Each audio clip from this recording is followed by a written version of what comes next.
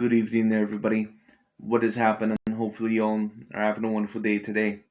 So, when it comes down to it, I thought that I would talk about the recent fight card that I just recently seen. And of course, the fight card that, of course, I'm going to be talking about is the top ranked fight, of course, that ended up happening. The very decent fight, in my opinion, between that of the Puerto Rican prospect, Mr. Edgar Berlanga.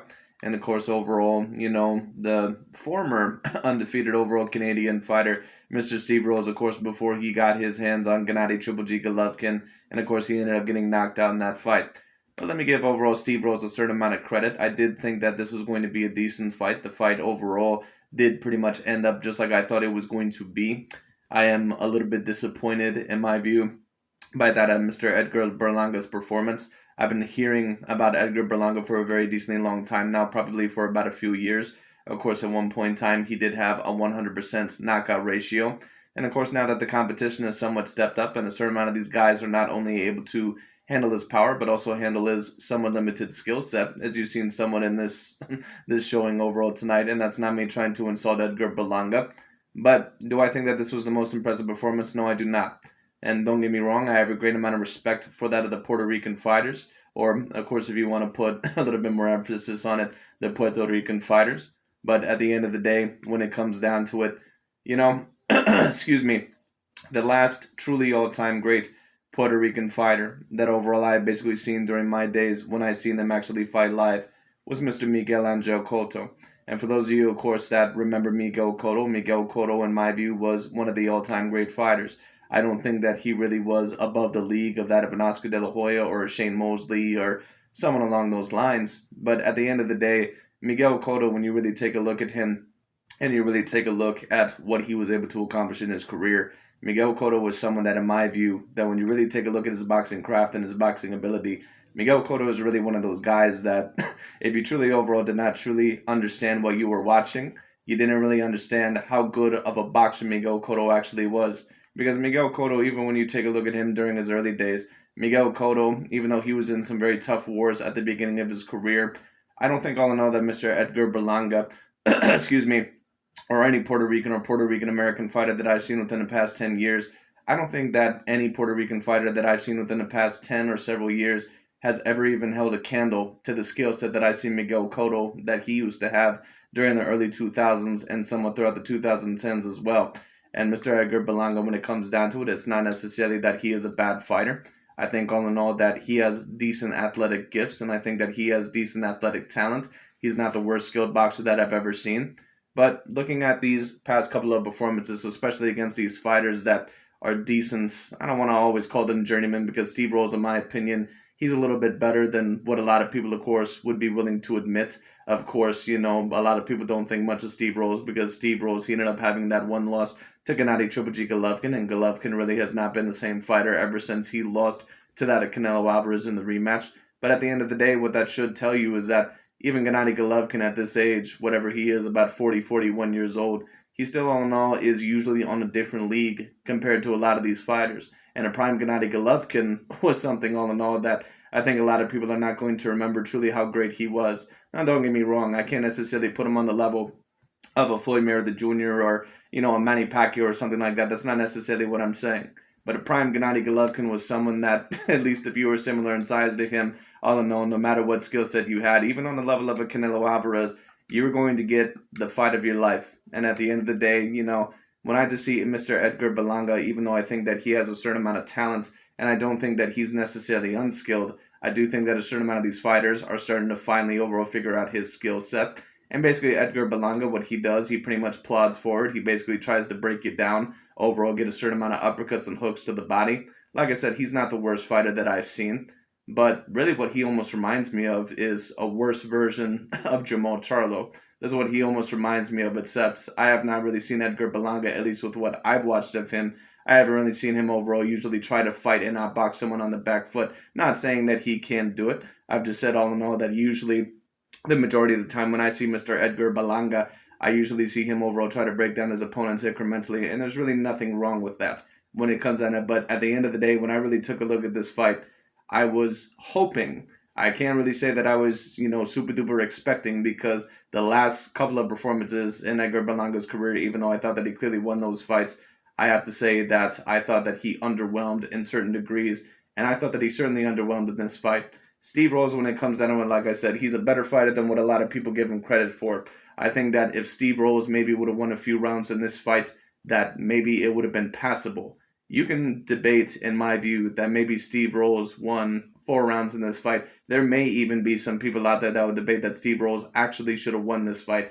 I don't think that I'm going to go that far. I think that the fight was very decently competitive. I think all in all that Steve Rose in certain rounds was actually the one landing the bigger, overall more impactful shots. But unfortunately, it just didn't do that for the majority of the rounds. I thought that, more of the rounds were won by Edgar Berlanga in the first half of the fight. I also thought that Edgar Berlanga won the last 2 rounds. And let me also talk about Mr. Andre Ward. Because Andre Ward, of course, I think that at times he can be a very decent commentator. I think that, the certain points that he brings up about boxing, I think that sometimes he can make very decent points. But when it comes to his scorecards, especially his live scorecards when it comes down to it, he might be one of the worst scorers that I personally think I've ever seen throughout a certain amount of boxing scorecards out there. It just is what it is. And to be quite honest with you, I don't really agree with the majority of live boxing scorers anyway. But at the end of the day, Andre Ward, it's almost getting to the point now to where I've seen almost every single fight that he has scored, and almost in somewhat some sort of way, I've disagreed with almost every single scorecard that he has had, at least in some sort of way. Now, the judges somewhat had it similar to what Andre Ward had, but in my view, I actually thought that Steve Rose won a couple of the earlier rounds in the fight, at least debatably. I thought that you could certainly debate that Steve Rose won at least 4 rounds in this fight. The first scorecard overall reflected that. It was a 10-round fight. I believe that they scored at 96-94. That's pretty much exactly what I had it as well. I had Edgar Berlanga just edging it out because I thought that the pressure and I thought that the power shots, all in all, I thought that, he basically ended up getting the Steve Rose. But I don't see Edgar Berlanga, in my view, I don't see him on the same level as some of these other guys that are going to be within these weight divisions that may be able to challenge him. And I believe that Edgar Berlanga, that he fights at the 168-pound division. So basically, what does that mean? That you're going to be possibly in the ring with future opponents like a Jaime Munguia. And Jaime Munguia is not even, I'm mentioning Jaime Munguia. Jaime Munguia, compared to a lot of the other fighters that I could potentially mention, he's at the bottom of the food chain. And I know a certain amount of people all know, they would tend to disagree. But we're talking about fighters like a Jaime Munguia, a David Benavidez, a Demetrius Andrade, a Jamal Charlo. Edgar Berlanga, after that performance, I'm not even 100% sure if he could defeat the Caleb Plant that just recently lost to Canelo Alvarez by, I believe, 11th round knockout. I'm not even sure if he could beat him.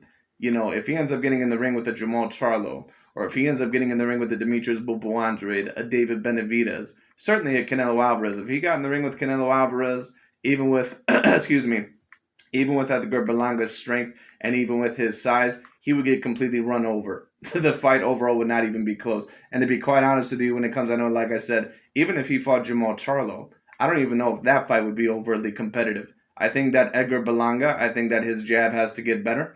I think that his feet have to get better. He doesn't always necessarily have the worst footwork that I've seen, but sometimes his feet do plod. Sometimes, all in all, he can get a bit flat-footed. Sometimes he can be slow with his feet and lazy with his feet. He does have to get better with that because, like I said, boxing feet, being quick on your feet and being able to get the hell out of there, that is an important strategy. It is overall an important component of boxing. And Edgar Berlanga does not really seem to have that component, at least very well down yet. We'll see what he does a little bit later on. To be honest with you, Edgar Berlanga, after that performance, I'm not really even quite sure if he would defeat the 41-year-old version right now that I see of Gennady Triple G Golovkin. He may even have problems against, well, I'm not going to go that far. I was going to say that maybe he would have problems against someone like a Sergey Derevyanchenko. I'm not going to go that far because Sergey Derevyanchenko just recently lost to Brandon Adams. But when it comes down at the end of the day, Edgar Berlanga, he is going to have to get in the ring eventually with someone that is going to be, I'm talking about one of the high contenders eventually. I think that the Steve Rose fight actually was a very interesting fight. I think that this pretty much was the perfect fight. But pretty much overall, like Mark Kriegel said, I believe all in all, that he is one of the commentators there. I think that he pretty much said it perfectly, that he needed to see a lot more out of Edgar Berlanga than what he actually seen. And I agree.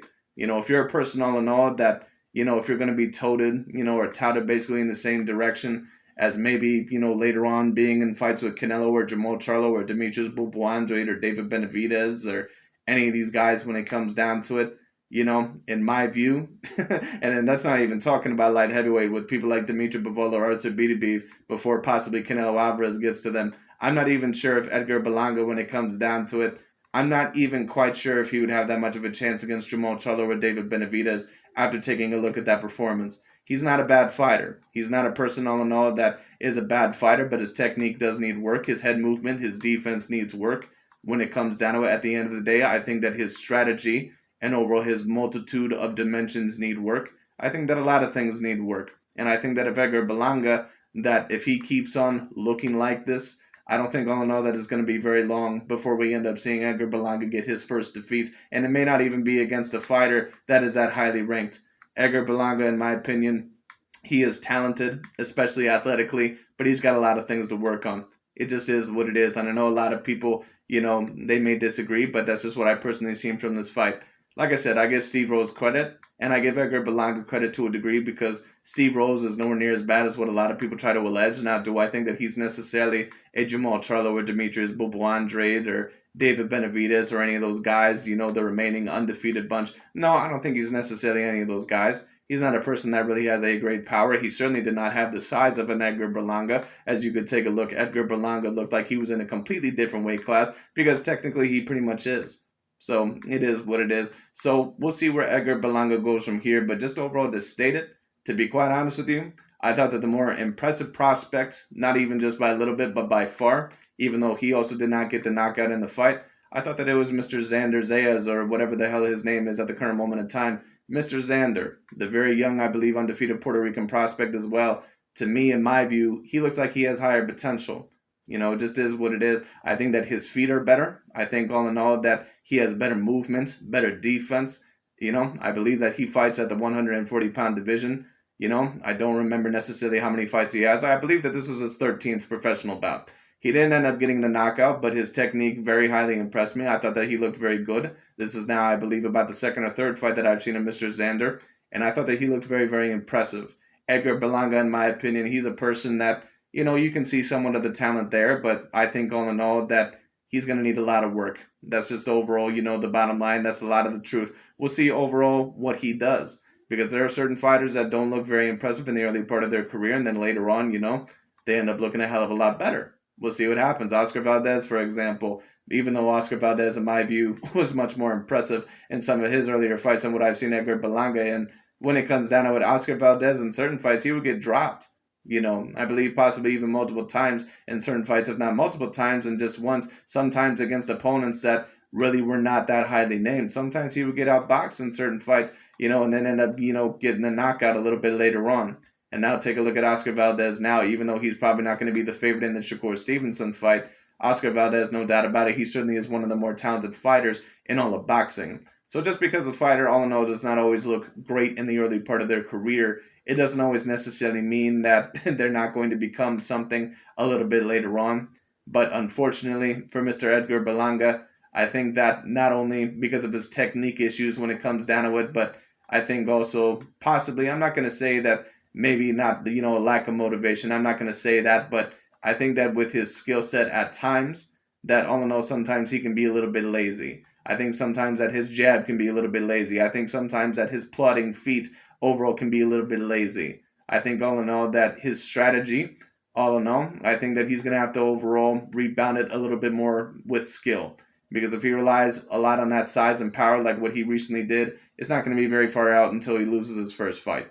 So we'll see all in all what happens. But anyways, hopefully Mr. Edgar Berlanga does overall clean up a certain amount of things. Hopefully he does become a better fighter from this fight. It is a very decent fight overall to win at this point in time in his career.